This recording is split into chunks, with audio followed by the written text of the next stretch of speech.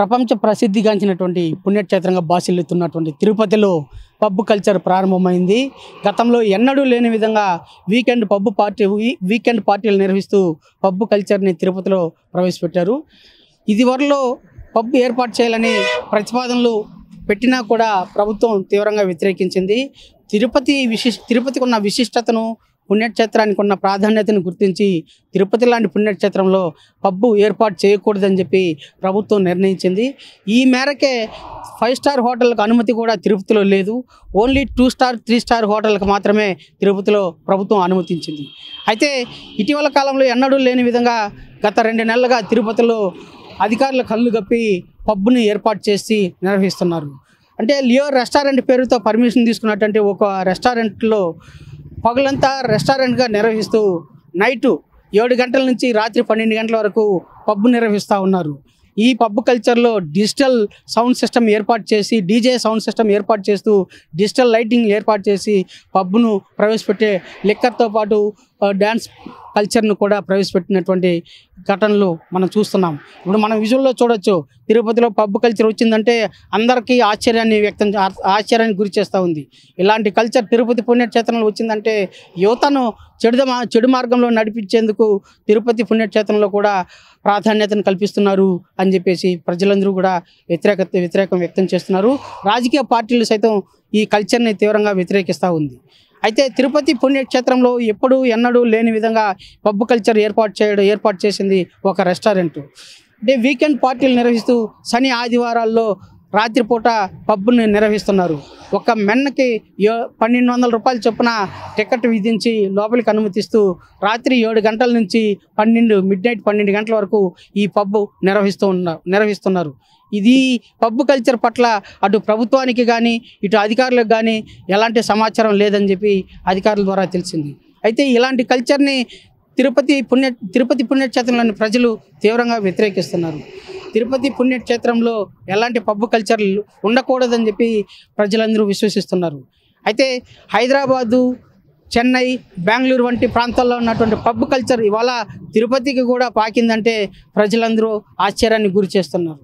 ఇలాంటి కల్చర్ని వెంటనే వ్యతిరేకించాలి, ఇలాంటి వాటి పట్ల ప్రభుత్వం వెంటనే చర్యలు చేపట్టాలని చెప్పేసి రాజకీయ పార్టీలు సైతం పేర్కొంటున్నాయి. అయితే ఈ పబ్ కల్చరు విధానం పట్ల, తిరుపతిలో ఏర్పడినట్టు పబ్ కల్చర్ విధానం పట్ల రాజకీయ పార్టీలు ఏమంటున్నాయో వారి ద్వారా తెలుసుకుందాం.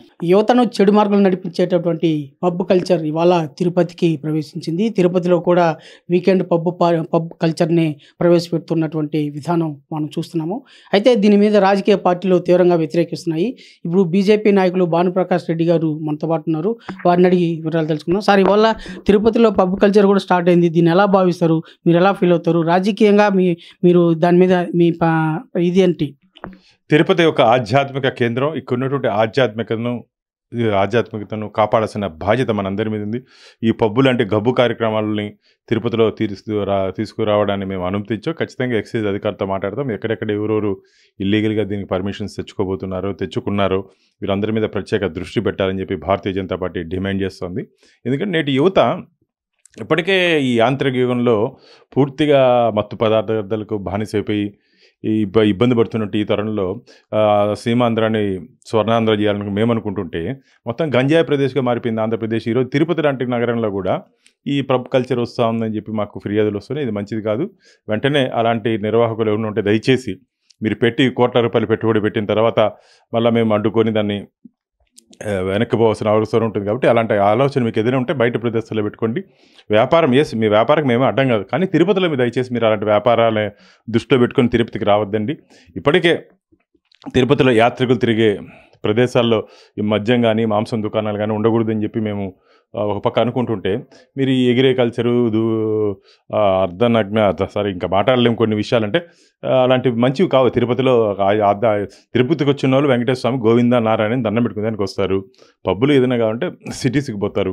కాబట్టి దయచేసి ఎవరు నిర్వాహకులు ఉన్నారో వారు కూడా నేను మీ ద్వారా ఆర్టీవీ ద్వారా హెచ్చరిస్తున్నాను. అలాంటి ప్రతిపాదన ఏదైనా తెచ్చుకుంటే ఖచ్చితంగా మేము దాన్ని అడ్డుకుంటామని చెప్పి కూడా హెచ్చరిస్తున్నాను.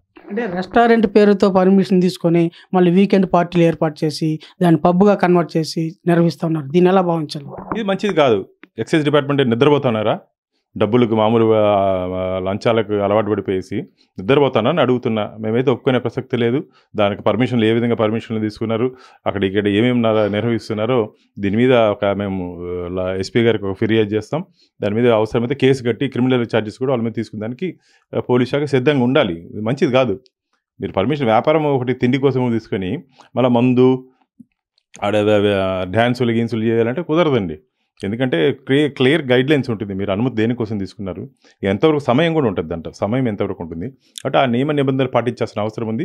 ఎవరో కొందరు అధికారులు డబ్బుకు కకృతపడి ఇలాంటి చర్యలు ఏమైనా చేస్తూ ఉంటే, ఎందుకంటే తిరుపతిలో ఒక మంచి పోలీసు వ్యవస్థ ఉంది, ఒక మంచి అధికారి ఎస్పీగా ఉన్నారు ఇక్కడ. కాబట్టి వారి దృష్టికి మేము తీసుకుపోతే ఇలాంటి ఆటలు వాళ్ళు సాగనివ్వరని చెప్పి గట్టి నమ్మకం విశ్వాసం నాకుంది. ఈ తిరుపతి లాంటి పుణ్యక్షేత్రంలో ఇలాంటి కల్చర్ని మేము అనుమతించేది లేదని చెప్పి బీజేపీ నాయకులు అయితే స్పష్టం చేస్తున్నారు. అయితే అధికారులు ఈ పబ్ కల్చర్ని నివారించేందుకు, దీన్ని కంట్రోల్ చేసేందుకు ఎలాంటి చర్యలు చేపడతారో వేచి చూద్దాం. తిరుపతి లాంటి పుణ్యక్షేత్రంలో ఇలాంటి కల్చర్ని అందరూ వ్యతిరేకిస్తున్నారు. ఆ దిశగా ప్రభుత్వ యంత్రాంగం దృష్టి సారించి ఇలాంటి కల్చర్ రానికుండా చూడాల్సిన బాధ్యత అటు ప్రభుత్వం మీద, ఇటు పోలీసు యంత్రాంగం మీద ఉంది. వీడియో జర్నలిస్ట్ హరితు, రవి, RTV, తిరుపతి. మరిన్ని వీడియోస్ కోసం ఛానల్ ని సబ్స్క్రైబ్ చేయండి. లేటెస్ట్ అప్డేట్స్ కోసం వాట్సాప్ ఛానల్ ని ఫాలో అవ్వండి. అండ్ లింక్ డిస్క్రిప్షన్ లో ఉంది.